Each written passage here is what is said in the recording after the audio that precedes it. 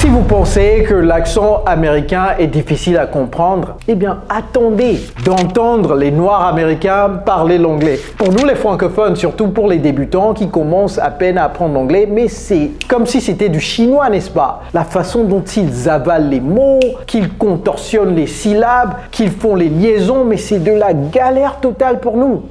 Mais en réalité, est-ce que c'est aussi difficile que ça? Après tout, moi, quand j'ai débarqué aux États-Unis, j'étais à Atlanta, une ville qui est à 90% est noir américain. Donc, comment est-ce que j'ai pu m'en sortir? Donc, aujourd'hui, je vais vous donner le secret parce que j'ai pris une petite vidéo de moins d'1 minute d'un noir américain, un comédien. On va décortiquer ça ensemble. Je vais vous jouer la vidéo et pas à pas, je vais vous montrer exactement ce qu'il dit et comment il le dit. Après avoir regardé cette vidéo, vous serez entièrement mieux outillé pour comprendre les Noirs américains, African Americans. Alors, à vos carnets de notes, ready, let's go.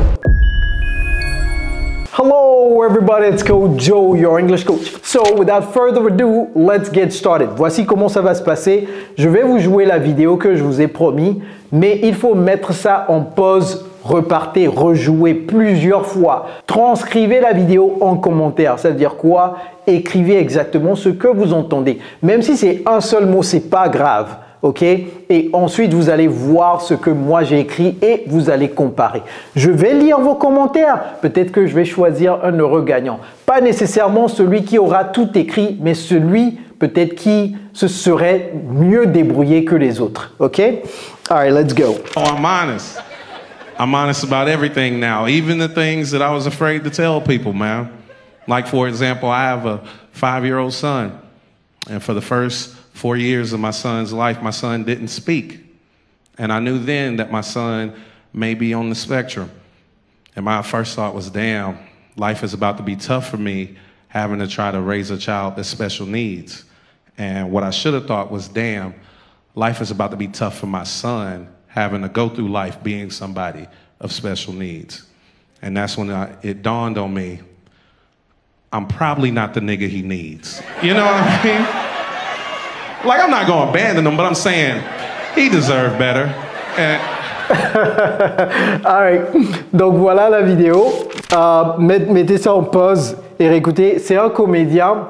Je vais vous laisser, si vous voulez que je vous donne son nom, dites-moi ça en commentaire. Je vais vous laisser ça, son Instagram en commentaire et vous pouvez aller sur son Insta également. Vous allez certainement voir cette vidéo là-bas sur son Insta. Alright. Voici ce qu'on va faire. On va y aller pas à pas, ok?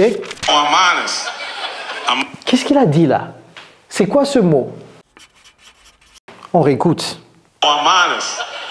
I'm honest about everything now, even. Vous voyez comment il a dit ça? Yo, I'm honest. I'm honest. Ne vous inquiétez pas, je vais vous montrer les gymnastiques qu'il fait. I'm honest about everything now. I'm honest. Vous voyez la liaison qu'il fait avec le M et le H. I'm honest. Et le O, il le prononce comme si c'était un A. I'm honest. I'm honest. Il n'a pas dit I'm honest. Non. I'm honest about. Vous voyez qu'il fait une autre liaison ici. I'm honest about everything. I'm honest about everything. I'm honest about everything now. I'm honest about everything now. Et vous voyez, même le now, c'est pas now, c'est now. Et ça, c'est comme s'il y avait un A ici. I'm honest about everything. I'm honest about everything now. Oh, I'm honest. I'm honest about everything now, even the things that I was afraid to tell people, man. Even the things I was afraid to tell people, man.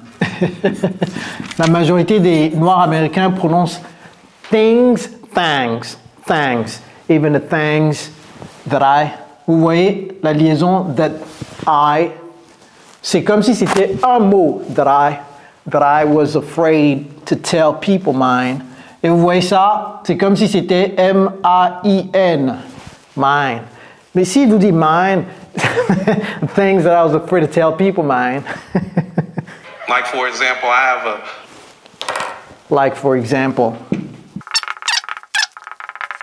I have a... Et je vais vous expliquer, en fait, restez jusqu'à la fin, je vais vous expliquer ce qu'il a dit. Je vais vous relire tout ça en français, en fait, ok? Donc, restez jusqu'à la fin. D'abord, vous savez, l'anglais n'est pas difficile.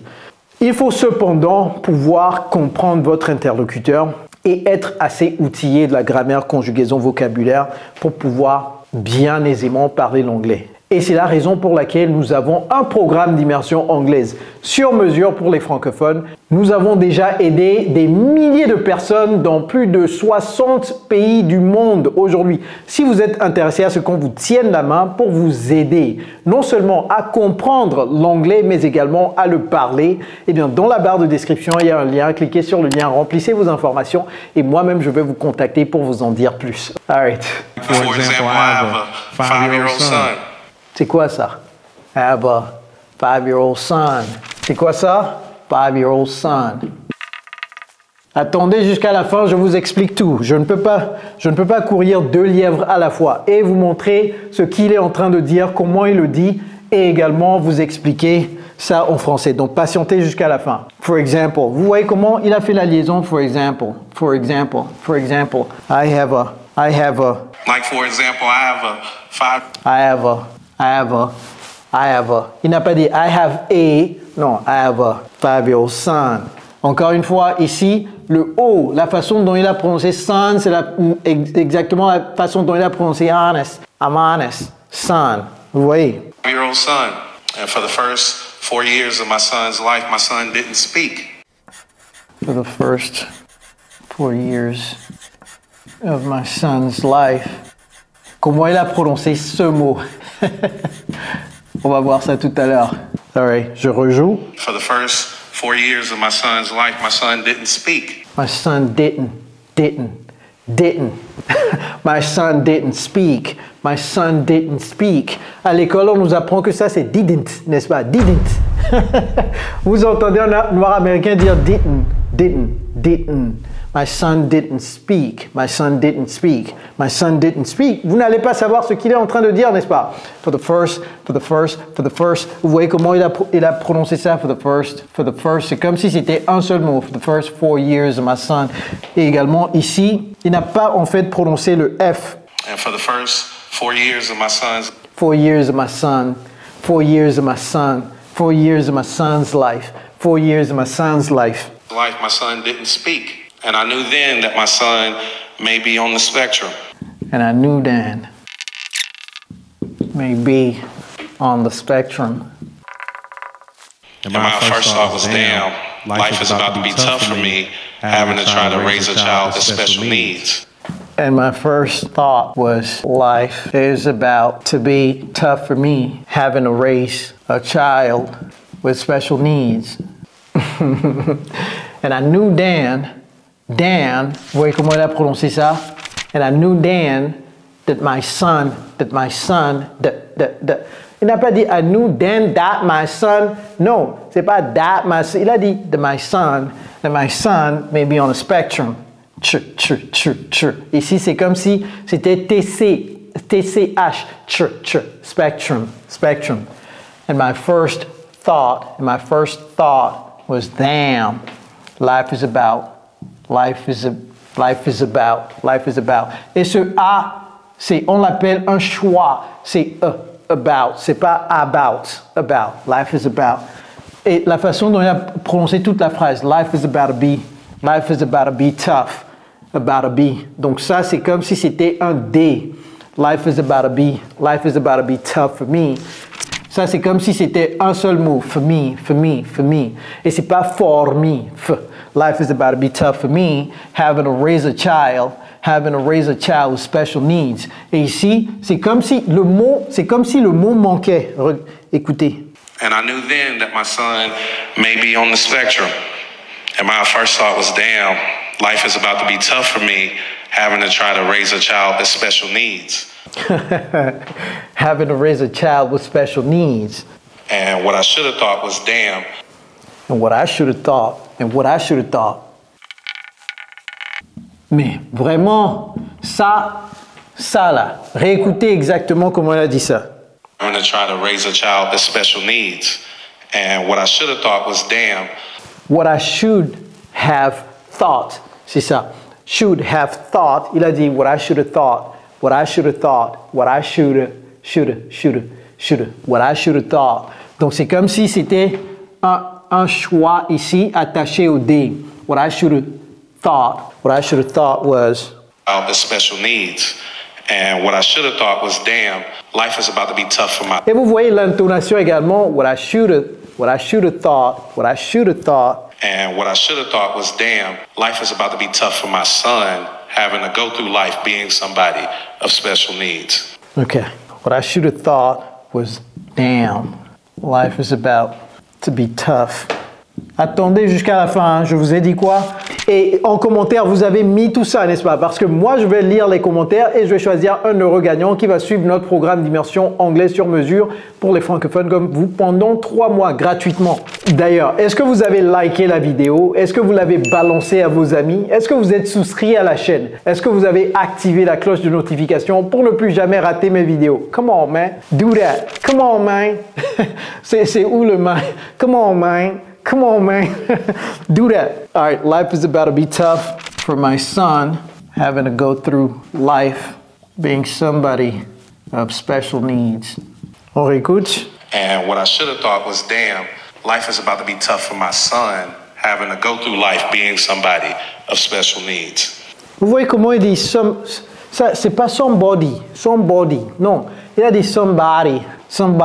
Vous voyez le O, la façon dont les Noirs américains prononcent les O, c'est comme si c'était un A. Honest. Son. Somebody. Okay, life is about to be. Life is about to be. Vous voyez les liaisons. Life is about to be. Life is about to be tough. Tougher. My son having to go through life. Ça c'est through life, being somebody of special need. Et les F, c'est comme si c'était un V of special need. C'est pas of, c'est of special needs. And that's when Et d'ailleurs, ici là, il ne prononce même pas le R. Il n'a pas dit through, il a dit to. Having to go through life.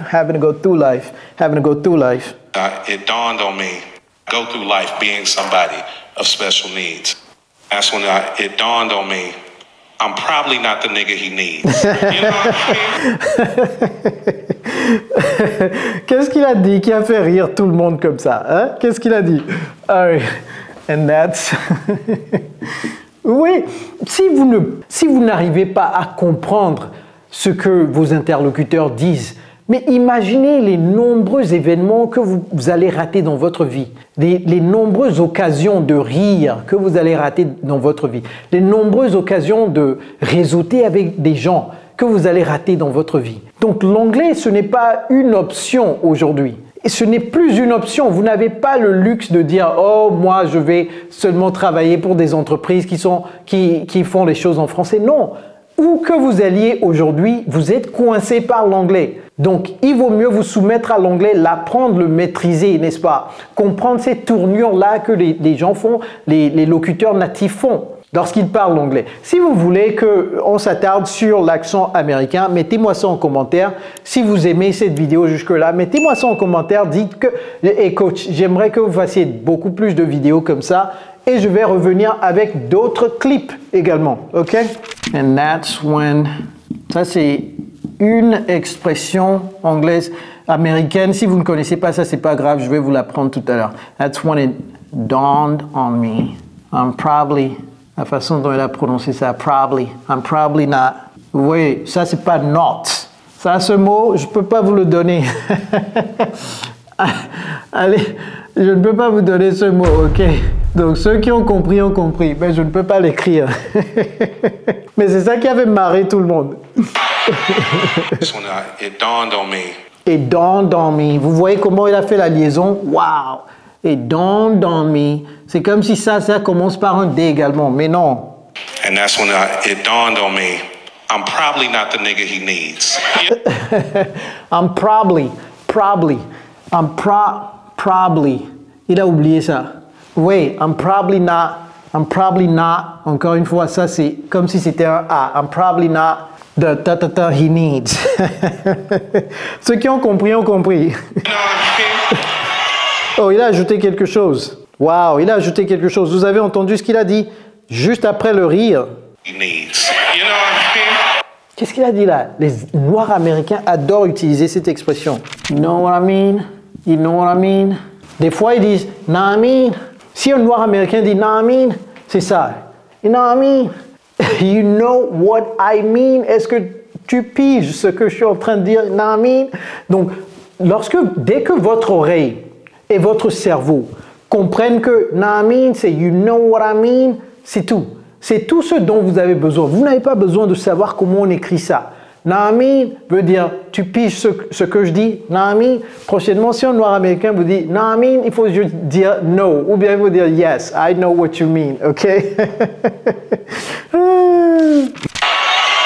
I'm not gonna abandon them, but I'm saying. Wow. Like, I'm not gonna abandon him, but I'm saying.